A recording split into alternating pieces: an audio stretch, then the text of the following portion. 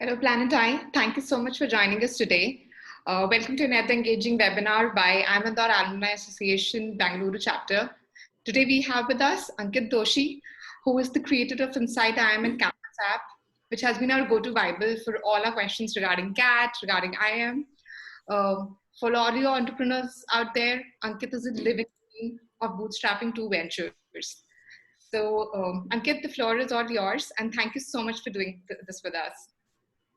Thank you so much for inviting me, guys. I thought, doing this would not be so difficult, but, despite the fact that there is no live audience, I still feel a little nervous. So, uh, sorry, if I end up slipping up a little in the middle, but it's good that the alumni teams across India, of IIM Indore are now doing so many things. I think there was a session with Rahul, I think also as well recently.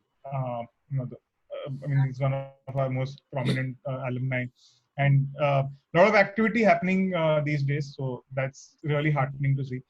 And yeah, thank you so much for inviting me. I got a bunch of questions from Shagun before I was starting out, and I thought maybe I should just share a few slides because I am an MBA from IIM, so nothing would be complete without showing some slides of.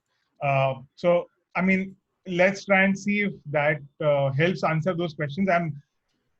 I also like to talk a lot, so feel free to stop me if you think that it's not something that's interesting or it's boring, or if you just want to do a Q&A. I mean, at least in my head, there is no real structure to this. Again, thank you so much for your time. So I'm just going to share my screen uh, and start. I can do that, right? Or do I need to wait, Shagun and team? No, I think we can start that. Okay, sure. And we'll take all the question and answers at the end of the session. Okay, sure. Okay, so the only thing about a session like this is that you don't really get feedback, from the audience. Like, is somebody getting bored, or are people enjoying it, or like you can't even know whether someone's smiling or not. So anyway, there are some things that technology yet can't solve for immediately. I guess we'll get there.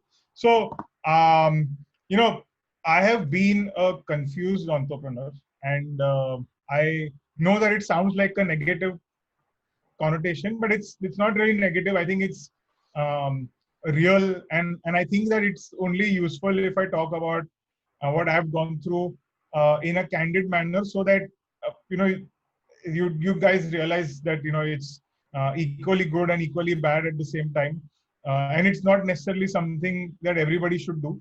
In fact, I'd really like it if people can decide to not make the mistakes that I made while going through this journey, right? So if I have to go through this through emotions that I felt at different points of time in my life, and that's how my entrepreneurial journey also can be mapped.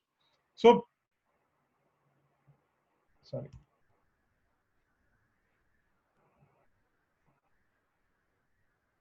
Okay. Can you see this slide, the anger, desire, craving slide? Is it visible to everyone? Just wanted to check that. Yes. Okay.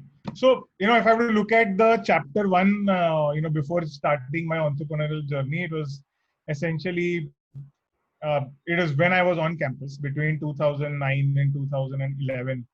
And I think these were the overbearing feelings that I had at that point of time, or emotions at that point of time, which is one of anger, also of desire, of craving to do something more, of getting something more. So honestly, while I did end up taking a campus job, I genuinely felt that I should not sit for placements, etc. And also, I felt that the quality of education that I deserve, not just in terms of what's happening in the classroom, but also in terms of the interactions that I'm having, etc., should be much better.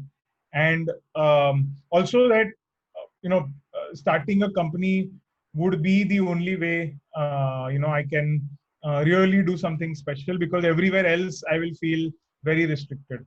And I went through a lot of pre-placement talks, and a lot of companies came and spoke about what is it that they offer.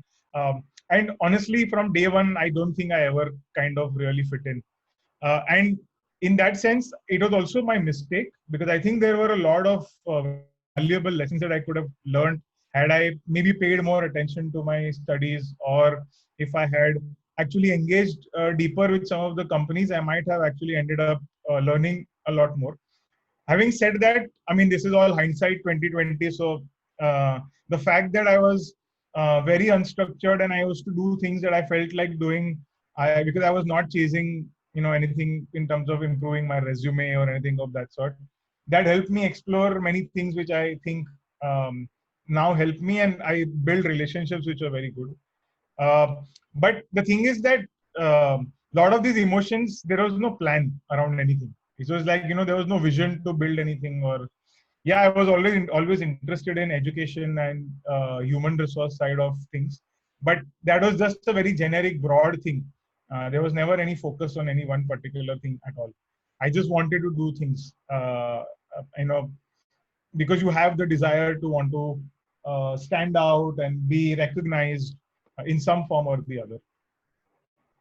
Uh, these are just some of my 10-year-old memories now, uh, from Holi to my exchange term in Switzerland, which, by the way, we did not have a tie-up with University of St. Gallen at that time, but I went to Professor Ganesh and said that, I will get my own exchange program done. And he was a very open-minded PGP chair.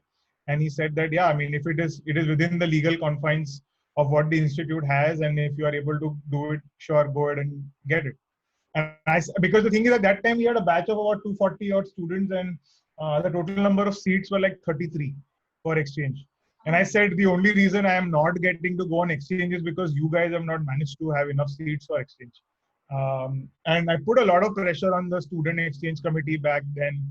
We had a Professor Dash, Pradyumna Dash, who also was under a lot of pressure, because I constantly kept, going and telling the admin about this. And I think what ended up happening is, the truth be told, if I had scored better grades, I would anyway have gotten to go on exchange.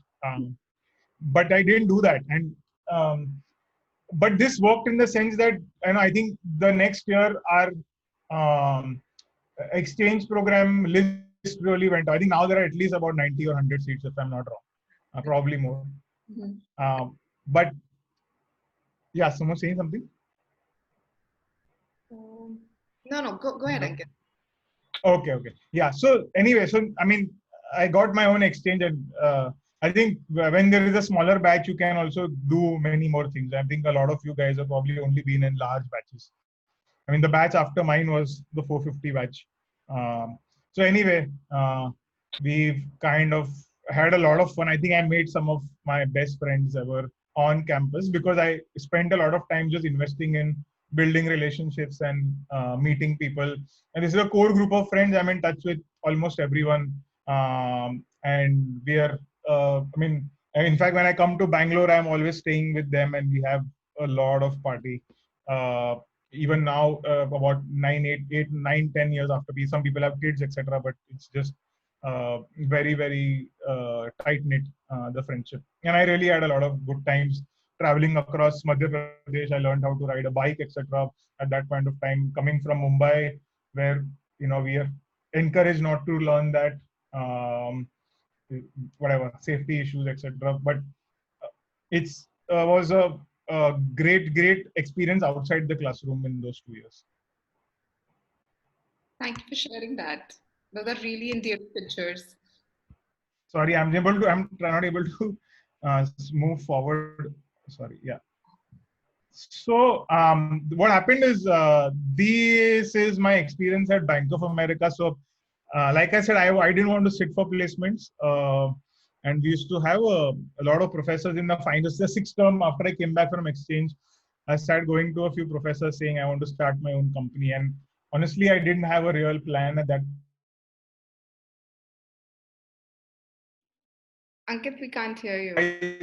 Quite sorry. Hello.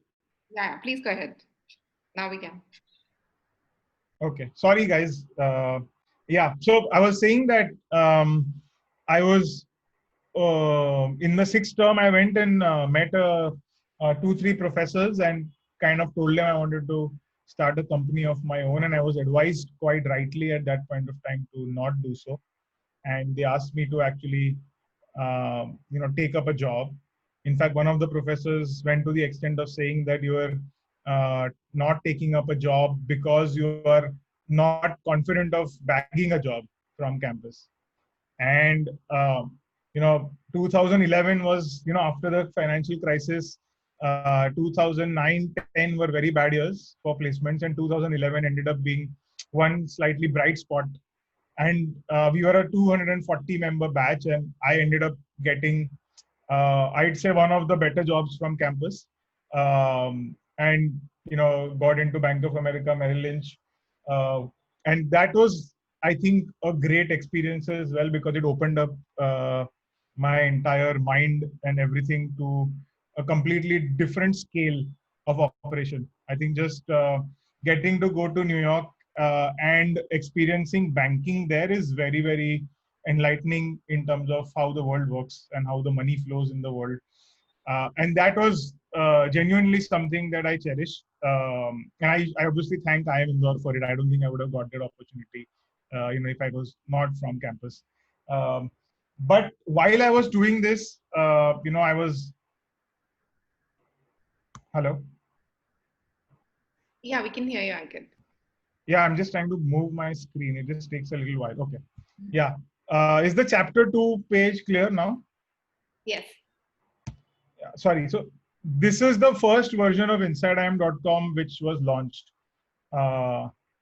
And this is something I put up in on around 30th April and 1st May of 2011. It was just a simple WordPress blog, like, wo ek theme pakad ke, just created something around this. Just simple content. Like, there is no tech involved here. There is no concept, nothing at all. And honestly, when I started this, there was no goal of making this into a company. It was just something I had said, look, there is a gap here where people that the connection between college to jobs is missing, and what people should do when they are on campus is missing. And there is some way in which you could potentially bridge that, and that's why I just launched this particular thing. And the thing is, there is this particular article, 50 things you should know about IIM, like a very standard listicle that we call now. And this is 2011, when Facebook is not put any kind of restriction on uh, the kind of reach that your Facebook page would have or your personal account would have. I just posted that, and the website crashed in about 2-3 hours because of the traffic that it got. And I had to kind of upgrade the server, etc. at that point of time. So Amazing. That was obviously, one of those things that stuck with me, that look, there is some people are interested in this content. But having said that, I was still working at that point of time, at BankCam. In fact, my job started after I launched the website. So the website was launched on May 1st, and my job started on 15th of May. Then obviously I had my training programs in New York, and I spent about 14, 15 months in the bank. And during this point period, we started putting up stuff around placements, etc. on the platform. By the way, there was a huge fight with the placement committee of IIM Indore at that point of time, because they didn't want us to put out the placement report in the format that we were putting out, etc. at that time, because nobody wanted to look not so great. And so that particular thing then suddenly, took the website up again, because placements again were not profiled in the way that we were doing, at least back then. Now, obviously, there is a lot more data that's available in a lot of places. Even the CRISIL audited reports of IIM Ahmedabad are now available. But that really took off again, because we started getting a lot of traffic because of that. So this happened around November, December. And then I experimented with trying to help people, crack their B school interviews, etc. via Skype, with expert. And that thing also took off quite well. And yeah, in about a few months, I mean, I was working at Bank of America, and I still had I'd already made like 10 lakh rupees on the side in revenue, via the website. And I thought, look, this is definitely worth giving it a shot. And also, I was becoming comfortable in my job at that time. And I said, if I don't leave this bank in the next month or so, I will never want to leave this bank, because I was getting paid very well. I mean, generally nobody leaves Bank of America. I mean, the average tenure of a Bank of America employee is upwards of 8 years in India. I'm not even talking about what happens in the US. And just the way that the whole thing is set up, that you'd never want to leave once you get a job in a place like that. And I said, if I don't leave now, it's never going to happen again. And I just went up to my boss and said, look, I want to try something. I don't know what it's going to be, but I want to try something. And I just went and quit my job after that. And obviously then things started going south immediately after that, because, well, that's how life is. Hello? Yeah, please go ahead. Okay, no, I thought you were saying something. Okay, so this is chapter 2, which is anxiety, envy, patience, or the lack of it. And I think more than anything else, lack of clarity. So it's all good that you want to be an entrepreneur and you jump right into it and all of that. But, I think it's important. In hindsight, I feel if I had a far more detailed plan, and if I had done some kind of business modeling, or at least would have explored, how I'm going to go about making money, I think I would have done much better and would have probably grown faster. But again, this is hindsight. I mean, obviously the great thing is that we survived and, we are healthy now. But this period is very important, because so these are the characteristics of this phase, which is, doing half-hearted experimentation of all kinds of things. So while that particular online interview training thing succeeded, for some reason we jumped that particular aspect and said, oh, this may not be scalable, so usko chhod dete hain. And then, we started taking up advertising revenue, because we started getting incoming requests saying that, why don't you advertise our brand here?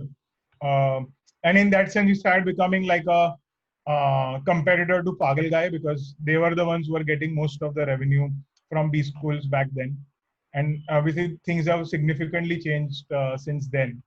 Now, secondly, I also started trying to make money via recruitment. So I also used to have a recruitment platform on InsideIIM.com, where you could actually look for jobs. So ye jo, alumni portal se we keep getting jobs. Similarly, we used to also put up jobs.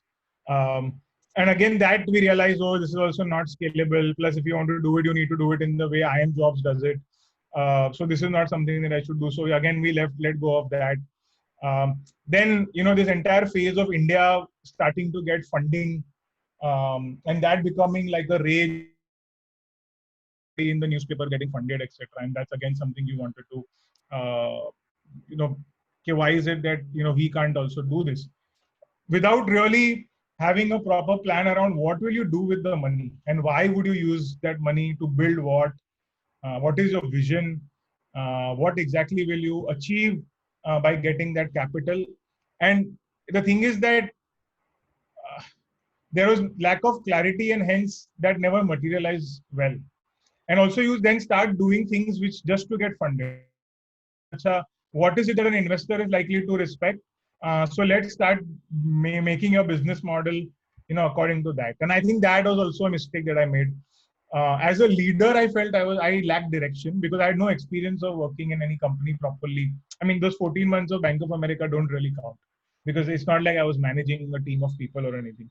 So as a leader, I was learning how to build a team, manage a team. And, obviously, everybody will tell you, after leaving B school, that courses like OB and, stuff around HRM is so damn important, because it really, I think, defines. I mean, I'd say that the one reason why some companies make it and the others don't is not capital. I think it's just the quality of the human resource and how that team has been managed by the leader. I think it just comes down to that in most cases. And the other thing is, just getting distracted by every single thing that comes your way. If someone says you could do this, try this particular business model, we would go and trying that as well. So it's good to experiment and do all kinds of tests, etc. But I think if you don't do it in a methodical way and keeping your core to yourself and focusing on what you are really good at and just doubling down on that, you are just going to make a lot of mistakes. Having said that, I mean, so the company eventually got incorporated in 2013. And since 2013 to 2020, we've had only 2 years where we've not made profits. And we've been profitable every single other year, despite the fact that we did all kinds of stupid things while experimenting. Because the one good thing that I think we ended up doing is every year we kept growing. So sometimes the growth would not be as high. Some years we'll grow at like 120%. Some years we'll grow at 70%. And of course, you need these kind of growth rates, when you're starting, right? And but the good thing is, I think we've never not grown at least 60-70% every year, and that I think was one of the things that helped us be in the game, because we had regular cash flows, and there was always money to pay employees. And like in all these years, there's never been a case where I've had to delay payment to my employees even once, even during the pandemic. I mean, we've not fired anyone, we've not had any kind of salary cuts, etc. And that I think was just, I feel somehow, and not just me, like my whole team, we somehow managed to build a robust, working business well. Now, whether it is something that is scalable, not scalable, is a different question. But I think that particular thing was in place at least.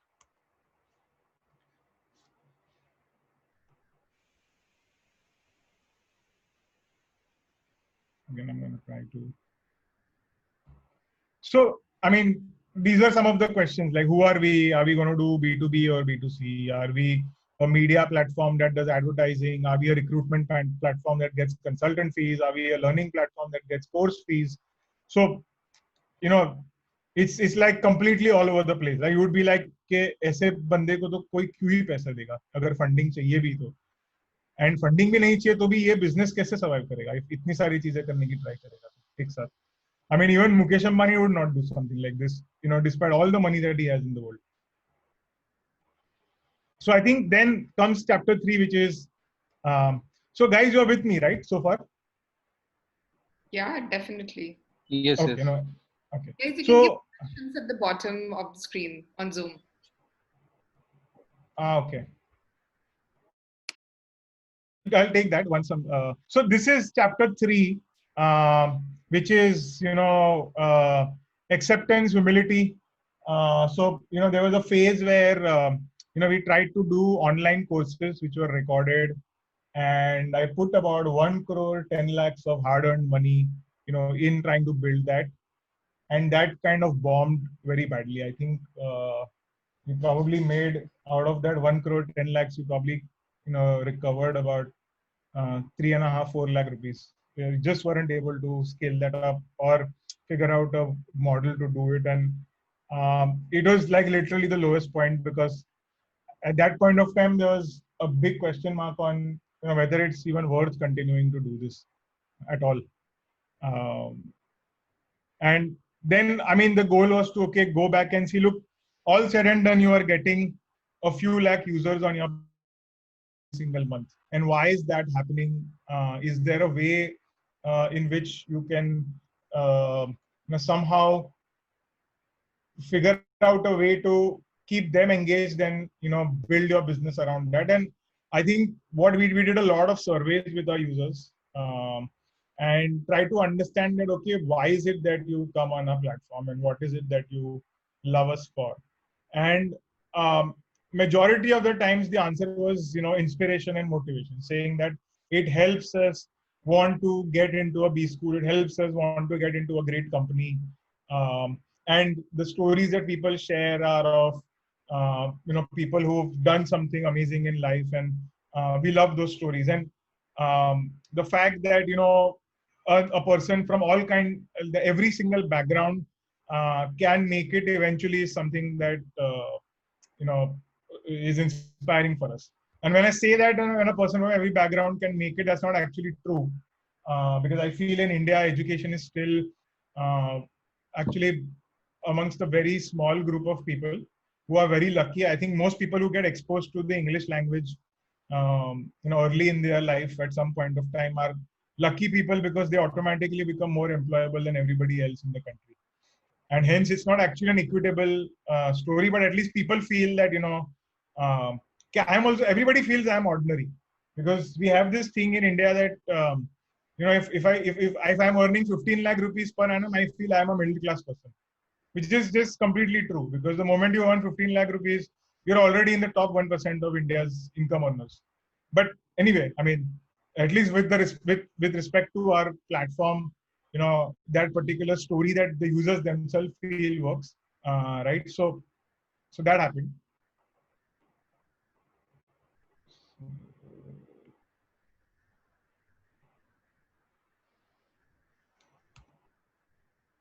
Yeah. So, I mean, the other thing was that our B2B business really picked up on very, very strongly. And why is it that people work with us? We realize that these were the three things that we give, which is that we are creative, we give high quality service, and we are known as, we have a reputation of having some sense of integrity where, we are not faking numbers or nobody is like, there is no fake PR around anything that we do. And that I think was again, that helped us get like some of the biggest accounts. We work with almost all the top employers that go to business schools today.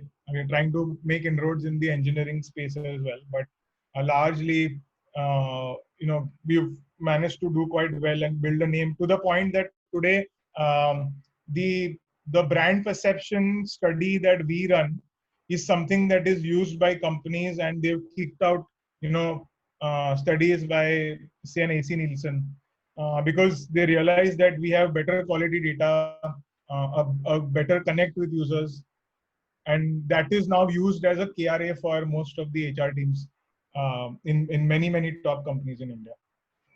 So again, this was with respect to some study that we did with our customers. So what are the characteristics of this phase? One is shut down what you are not good at. So just get rid of all the businesses and experiments that you are not really good at. Obsessed with user and customer delight. So this is something that we've tried to impress upon the whole team. And not just user and customer delight. I actually even have a delight meter for my team. So every month, my team will tell me how delighted they felt coming to work. Uh, we've even done this during the lockdown, and it's the same thing is also asked of our customers. That the same way that you rate your Uber driver, every month all our customers rate us on how they felt working with us in the last month.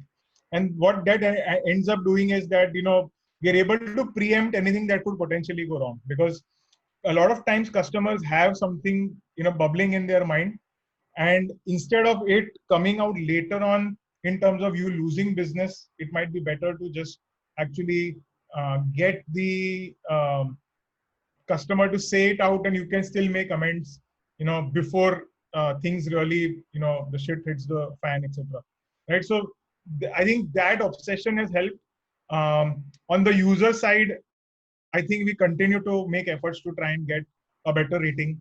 So it comes of what kind of content we are putting out, the way we are putting it out, are they having a good experience? And I know that there are a lot of times when we don't do a very good job. And it's good to know that from the customer. But yeah, I think obsession with user and customer delight is, I think, one of the defining things of this phase. Um, yeah, also you want to be number one in whatever you are loved for. So if you are loved for, people are feeling inspired and motivated and are getting content that is giving them a certain kind of an emotion and hope, then we want to be the number one place where they get that. And that became the focus.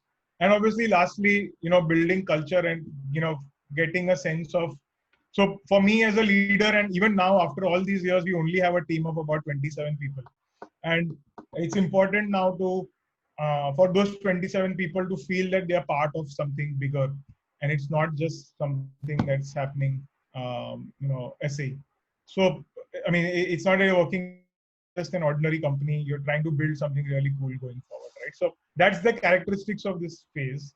You know, what is it that, and this particular chapter 4 is, look, we are really confident at the moment. There is a lot of joy, a lot of excitement. There is a dream. And I think the pandemic kind of came and punctured our balloon a little, because obviously a lot of our revenues on the B2B side are dependent on people hiring. So today we are hearing of stories of people not allowing students to join on time, or are withdrawing offers on various campuses, including at IIM Indore. And that, I think, is going to be kind of having a big impact on our revenue on the employer side. In fact, I don't think that we will be anywhere close to the kind of revenue we made last year on the employer side, because the market conditions have changed dramatically over the last 2-3 months. And it's obviously, a spot where we need to figure out a more resilient business model, where something like this, even if it has a temporary impact, it should not shake us off. Luckily, we don't have any debt in the company. So neither have we raised any money from an external investor, so there is no pressure from there. Nor do we have any debt on our books. Most of the money is my own. So for a lot of people, it might be useful to know that I put 5,000 rupees in the first version of my WordPress website that I put out in 2011. And since then, there has been no additional capital. I mean, yeah, we took a working capital loan, but there has been no additional capital. It's only been reinvestment of the money that we made into the business again. And, I think we are at a pretty decent size now, and hoping to grow further. But this is a very, very crucial time in our company's history, because we've started doing a lot of B2C work recently again, saying that, look, if we are getting 500,000 users every single month, we need to figure out a way to monetize them, rather than depending on these B2B enterprises. And that, I think, is almost like building a business again from scratch. But we don't really have an option at this point of time. So yeah, it's a very interesting place that we are in right now. But I think EdTech in generally is poised to grow, and in that sense, we are at the right place at the right time. But obviously, there is a lot of uncertainty going forward. What I do know is that as long as we stay true to our users, we will continue to kind of blossom and move forward. So, just so that people can understand our business better, I just have, what is our mission? Our mission is to enhance India's human capital. We're very, very focused on ensuring that, everything that we do over a period of time, and when I say over a period of time, I want the company to be existing even 100 years from now. And we'll just keep building stuff that will help in enhancing India's human capital. Our twin goals are to be India's most loved career platform and to be India's #1 campus hiring app. Something that we launched in 2018, with Mahindra, and that's something that we really want to build up on. We have media and branded content, and we have our SaaS platform for employers, which are the two core businesses that we have currently. And during the pandemic, okay, am I audible, guys? Yeah, it's breaking a little bit, Ankit, your voice, but other than that, it's okay, fine. So what are the last thing that you heard? So the last slide was okay. You just moved to this one. Yeah, okay, sure. So I said these are the two businesses that we have, media and branded content and SaaS. Both are B2B. And during the pandemic, we've started a new B2C business, which I have not yet put on the slide because I think once it reaches a significant size, we'll start talking about it in more detail. But I'm very excited about it personally. In fact, I'm only focused currently on trying to build that.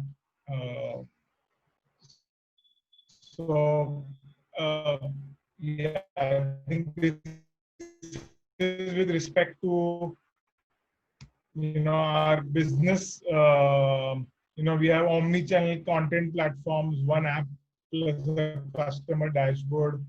And then there are a lot of things around media, etc., which I think I've already taken a lot of time. So why don't I stop sharing my screen and just look at questions possibly. Okay, Ankit, that was very, very candid and honest conversation, and all of our viewers would agree to that. So thank you for opening up to us about your journey, about the challenges that you have endured. We actually wanted to play a quick, rapid fire with you, so that we learn a little more about your campus life. Sure, no problem. Okay. So what was the, if you have to define I'm Indore in one line, what would that be? That's a rapid fire. Discovery. Discovery. Nice. Unwinding for you is? I'm not sure I can say that here. I learned it at IIM Indore. So now you can figure it out what I was talking about. I think it's fine. We are being candid here and we are no more in campus. So, but yeah, okay. Take it. No, but I mean, Okay. I mean, organic stuff is something that I use for unwinding. Okay. Friends address you as? Doshi. They only call me by my surname. Okay. Yeah, it's an interesting surname.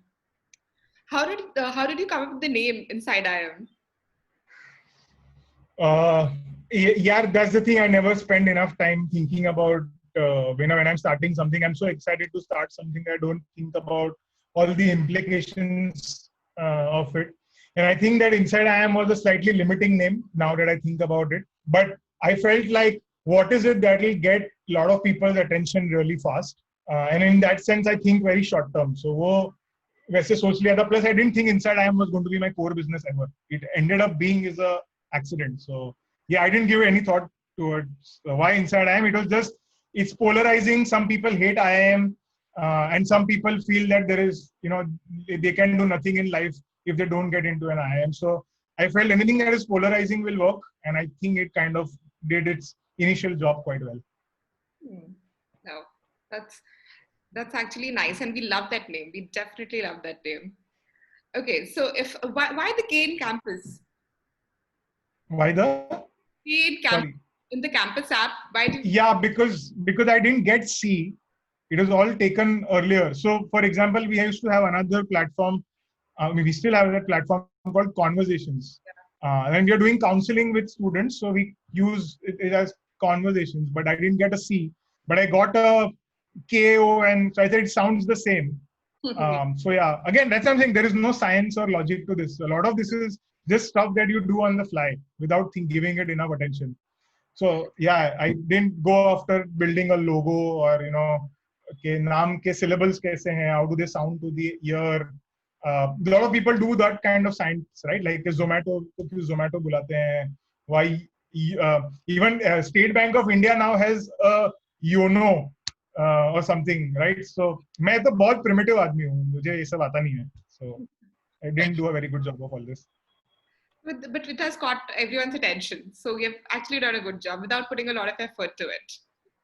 Yeah, that depends on who you speak to. If you speak to like a really close friend of mine, be like, I thought that you would be having at least a few 100 million users by now, but don't you think you've underachieved? So it just depends on your perspective and your dreams in life. So yeah, a lot of people don't think that it's a lot. Anyway, go ahead. That's very humble of you.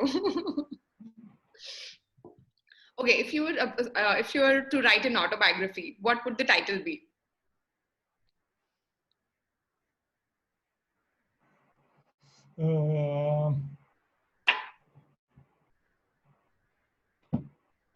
It's a rapid fire. Come on, you don't think Yeah, much. I know. I'm just like blanking off here. Sorry, I don't have any. Uh,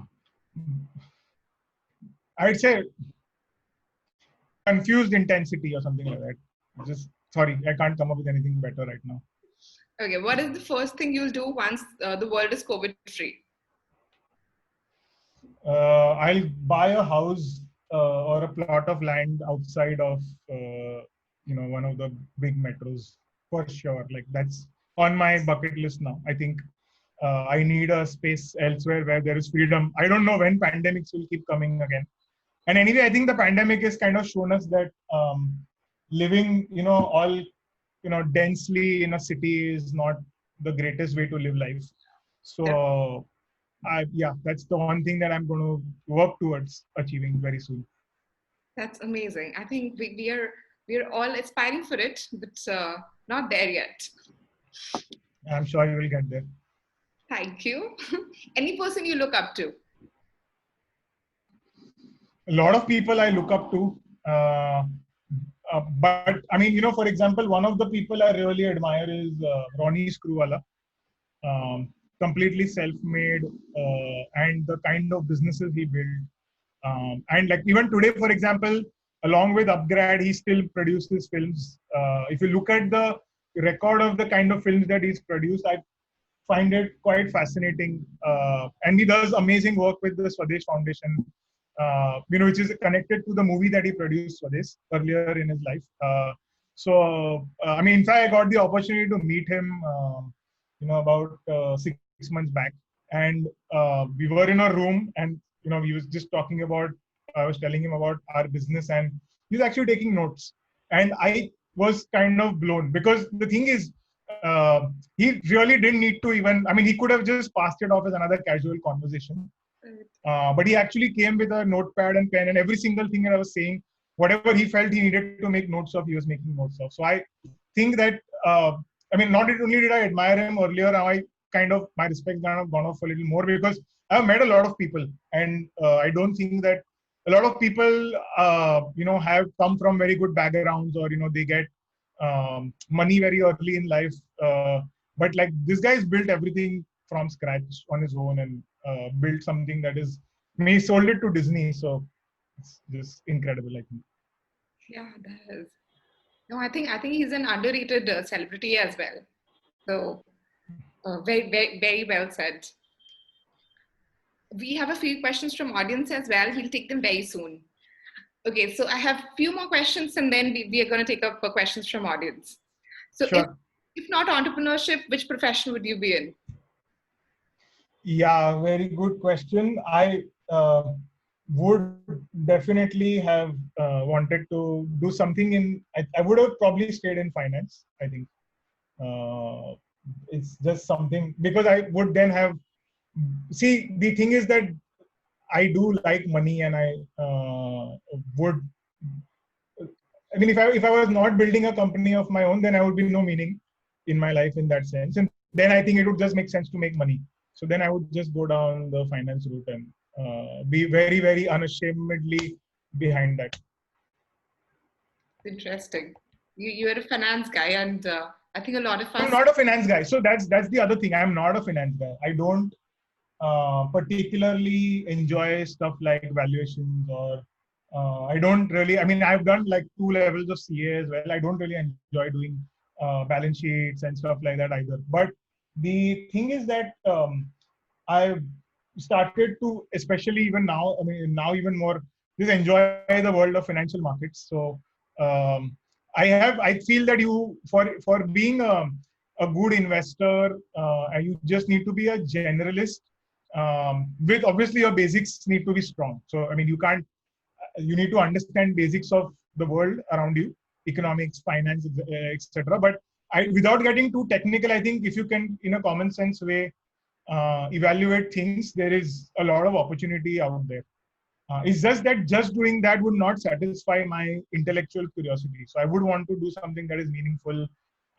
Like one of the things that the biggest kicks out of my business currently is the fact that every single day without fail, either on LinkedIn or on our email IDs or on Facebook or wherever, I keep getting like, people saying thank you so much for building this. I've used this extensively for these many months or these many years, and this has helped me make better decisions in my professional career. That's helped me. That I think is the biggest kick right now, and I feel that I don't want to let go of that till the time I can. One day maybe I'll get bored of it and I might not enjoy it so much, and then I'll probably just stop doing that. But right now there is a big kida to kind of help people. I'm not saying there is an NGO angle to this at all, but just generally that what you work towards is genuinely making a difference to somebody's life, and you're also making money out of this. So that's great. Definitely, definitely. Okay, last question. If not India, which country? Very tough question. But personally, I've always had a bit of a bias towards wanting to be in London. One, because when we were kids, we were always brought up on literature, which had some connection with our colonial past. So whether it is reading, right from, even if you look at something like the mystery books of when you were a kid, or Famous Five or anything of that. So all of that was written in some part of the UK that you get connected to. Then obviously you build. I mean, I played cricket professionally for a long time, and obviously you cannot differentiate cricket, and you cannot say that your cricketing education is complete unless you've traveled to say Lords or seen a match somewhere. Or I would ideally have wanted to play there, but that's never happened. So a lot of those kinds of things I have a bias towards. The only thing is my then girlfriend and now wife was in Amsterdam for a few years, and I got a chance to live there a few months while I was, I used to shuttle between Mumbai and Amsterdam at that time, and I've kind of really liked that city now. I think it's one of the most advanced cities in the world. Very high quality of living, very good cultural context as well. There is a lot of stuff happening there as well, and generally city of cycles. Plus, there is no restriction on marijuana. So, I mean, everything fits in very well in a city like Amsterdam. It's just a great place to. You can travel to wherever you want. It's expensive, but yeah. Sorry, my answer was too long.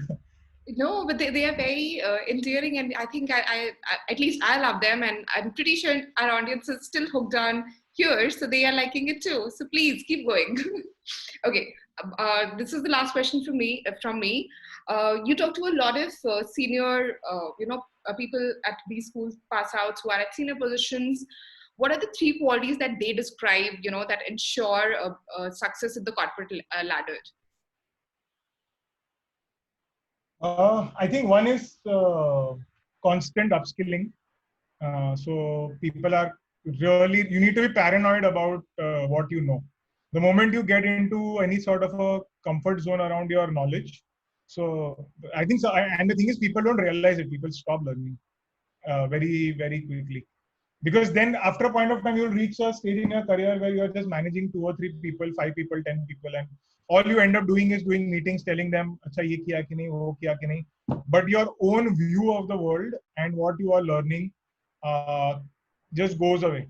And this is, again, I am not saying this because I have not really worked in a corporate environment for too long. So, don't take my words, but it's what I hear from them.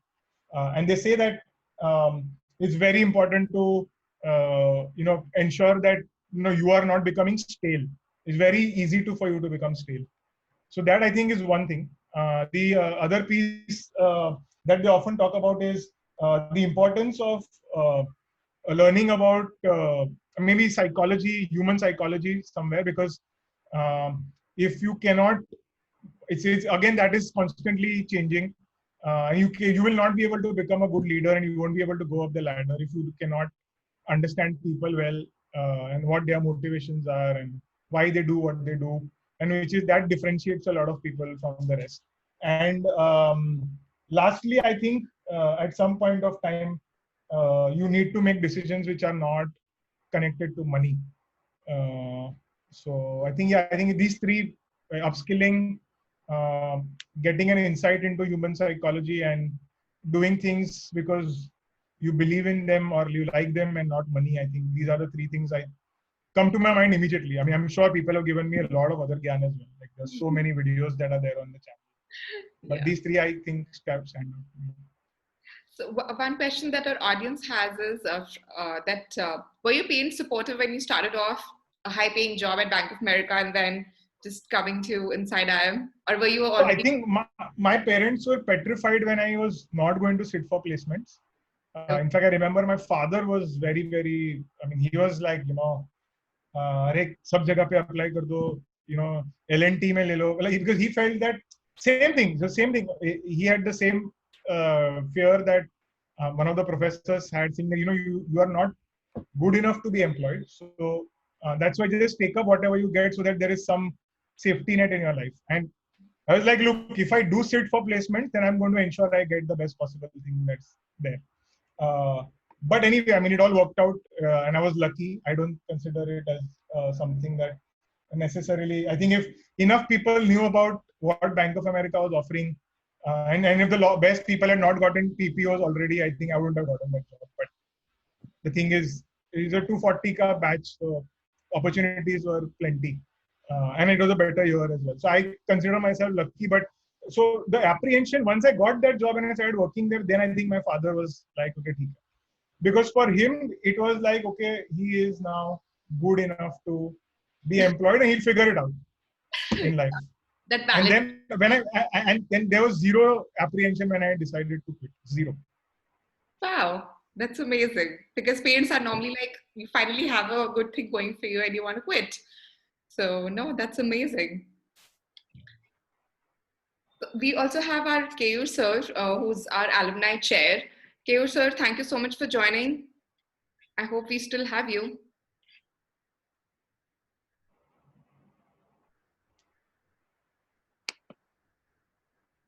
Keyur sir, can you hear us?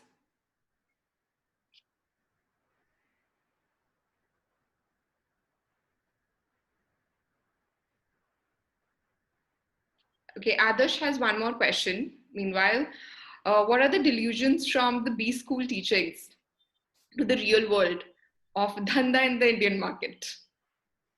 Yeah, so I think one thing that is very clear is that a lot of the people who teach you in B schools have never had any skin in the game themselves because they are academicians. And I understand that learning the theoretical way of doing things is important to get certain frameworks in place, and that definitely helps you.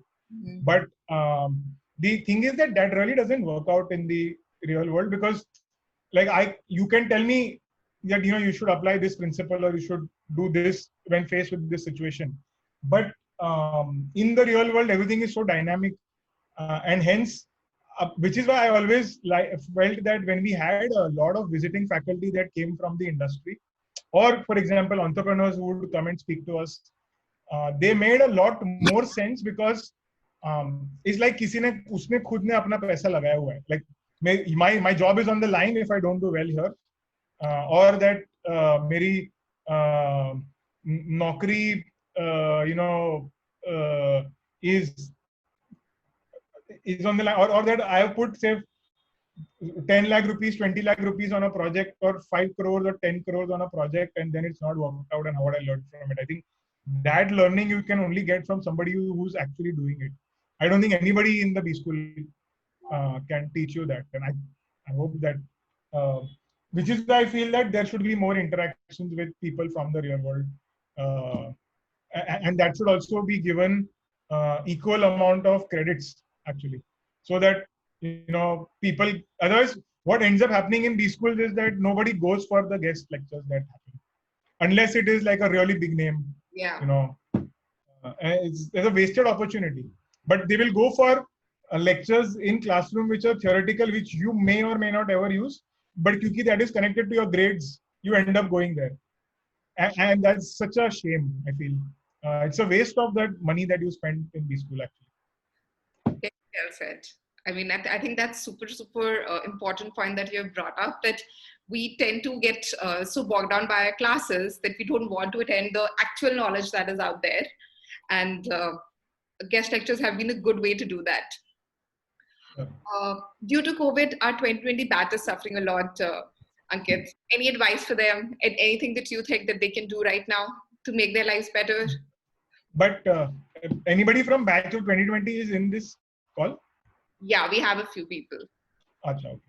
I think it's a very unfortunate time to graduate. And I think there is no point in me giving you a great this that no, array, don't worry, life is going to be amazing. This is temporary. Ye, wo. It's obviously unfortunate, but the thing is that that's not in your control. And I would focus on looking at how I'm going to develop 5 years and 10 years from now. So I think if you have a longer term perspective, you'll be able to deal with this situation much better. So don't have goals of that by 2021 I'm going to have this much money or I'm going to reach this particular position, etc. I think you should not have any goals for the next 2-3 years. Just invest in yourself and in building the best version of you, and say that for over 5 years, 10 years, I will get that return from life, whatever it is, whether it's in terms of happiness, money, status, whatever it is that you crave for. Just have a long-term orientation. Don't be disillusioned by what's happening right now, because it's not your fault. It's not in your control. So why waste time, ruining over that at all? Yeah, I think patience is the best thing that we can hope for right now. And anything we are doing at Inside IIM for 2020 batch? So we are looking to get some people who've not gotten, whose jobs have been withdrawn. We are trying to get, help them get placed with companies that are reaching out to us. So in a form of an informal exchange that we are trying to do. Apart from that, honestly, I don't know what we can do except for just giving out content. So there are a lot of interviews that we do with people from the industry to try and help people get a grip on what's going on.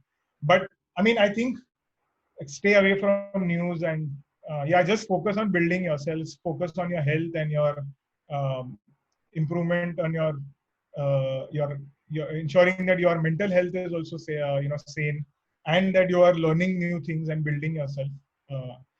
Don't worry too much about anything else. Now, obviously, opportunities, people are active on LinkedIn, people are active, on various kind of, alumni groups, etc. as well. So people are going to figure out a way to, get jobs and, get that. Yeah, the opportunity is in just building yourself really, really strongly right now. I think we have another very interesting question from Anshuman. Do you think the Inside IIM engagement drops as students move from campus to corporate world? If so, how do you plan to make it more engaging for them? Yeah, so that's the number one, concern that we also have internally, that the engagement drops. There isn't enough for alumni that we have. So is it a problem that we recognize? The answer is yes. How exactly and when exactly we'll be able to help them more is something that we are still working on. I don't have a clear answer yet.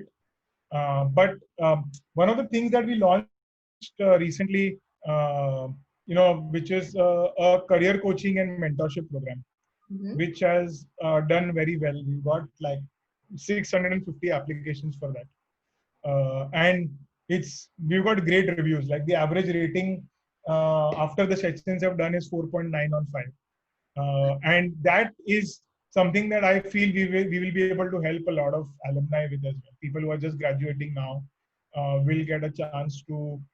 In fact, there is one alumni of IIM Indore as well who's part of our program, who works in a very big global bank, and he's looking to make a switch, and he's using one of our mentors to kind of help him do that journey well.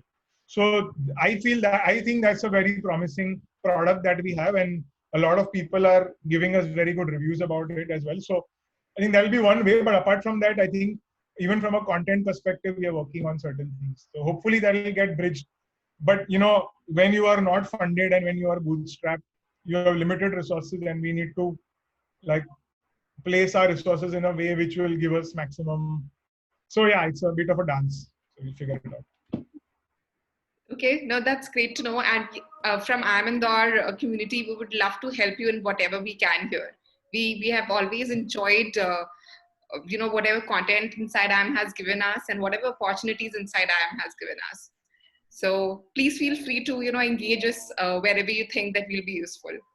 Yeah, but so the funny thing is, in terms of engagement, there are a lot of people who write to me saying, I want to become a mentor. Now, the thing is that, with due respect to you, you graduated 1 year back from campus, or maximum maybe 2 years back, and you feel that you already have the ability to start mentoring a lot of people, which I find a little bit, because I feel you need to have credentials to actually be able to. So at one point of time, we were like, okay, we're also getting a lot of people who want to become mentors, but I mean, we would want people who will. So I mean, we have in fact a lot of IIM Indore people who are mentors. So Saurabh Sen Gupta is a mentor, and his video that is on our platform is one of the most popular videos. Like it's done combined about more than 1 million views. He's a mentor, but has an experience of building Zomato from scratch, right? And he's one of the shareholders there. We have somebody like Anusha, who's my batchmate, who's a director at Flipkart, a very, very senior product manager, who's put in the years and hours, to get there. So, I mean, if you want to be a mentor, you also need to reach that particular position. Like, if you want to be a mentor after doing it for, 2 years out of B school, still probably languishing, in middle management, you don't probably have that kind of insight. So, I mean, anyway, I'm just being very brutal about this, but that's my only problem with a lot of people, alums who reach out to me, just fresh out of campus, and they feel, look, yo, I am so cool now, कि मैं सबको ज्ञान दे सकता हूँ. So anyway, I mean, sorry if I offended anyone, but that's what I feel about this. No, that's a very valid point, and if that's happening, we really need to groom our IIM Indore alums. No, it's not IIM Indore. Sorry. Let me be very clear. When I say I get these requests, I get it from across all B schools. So it is not an IIM Indore restricted phenomenon. Please don't don't paint IIM Indore in that. ऐसे भी IIM Indore को बदनाम करने के लिए बहुत लोग ready होते हैं हमेशा. So let's not do that. We are not one of them. We are just trying to understand it further. Sure, absolutely. But thank you, Ankit, so much for your time today. I think everyone had a lot of fun, hearing you out and listening the things that you have to say, and especially people who want to do something bootstrap. You are a real epitome for them. So thank you.